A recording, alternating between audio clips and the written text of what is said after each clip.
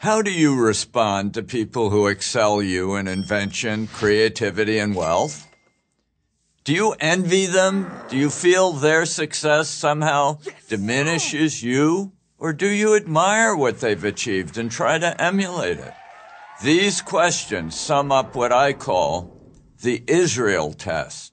In the 1880s, European Jews settled in Mandate Palestine and wrought an agricultural miracle in that desolate territory, then sparsely populated by a few score thousand Jews and a couple 100,000 Arabs. The Jewish settlers drained malarial swamps, leached salt from the soils, terraced the barren hills, and planted millions of trees. They massively expanded the capacity of the land and enabled it to support a substantial Arab population.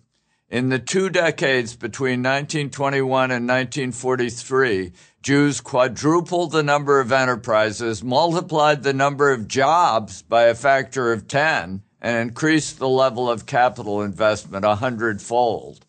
Far from displacing Arabs, they provided the capital for a major expansion of Arab farms and enabled a 7-fold rise in Arab population by 1948 to a level of 1.35 million, the largest in the long history of Palestine.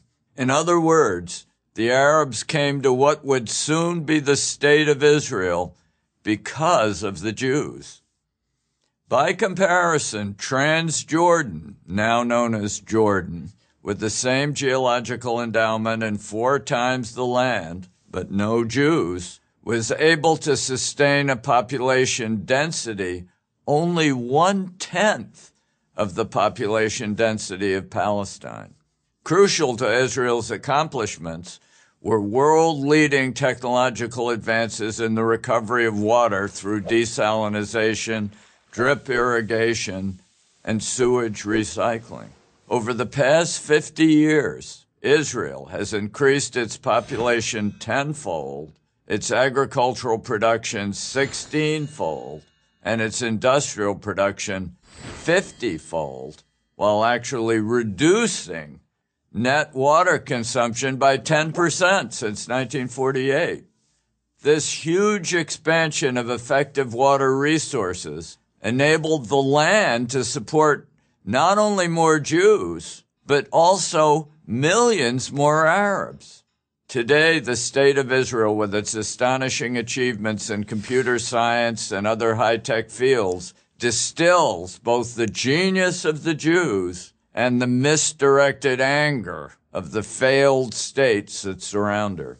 The great divide in the Middle East is not between Arab and Jew, but between admiration of achievement, along with the desire to replicate it, and envy, accompanied by violent resentment. People who admire success, who pass the Israel test, tend to be wealthy and peaceful. People who resent achievement, who fail the Israel test, tend to become poor and violent. So again, how do you respond to people who excel you in invention, creativity, and wealth? Do you envy them? Do you feel their success somehow diminishes you? Or do you admire what they've achieved and try to emulate it? The Israel test is the central divide in the world today.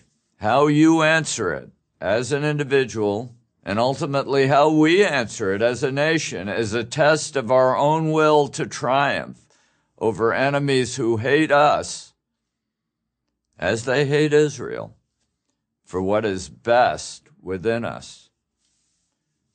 I'm George Gilder, a non-Jew who has passed the Israel test for Prager University. Join Prager University, subscribe to our YouTube channel, and sign up for free at prageru.com.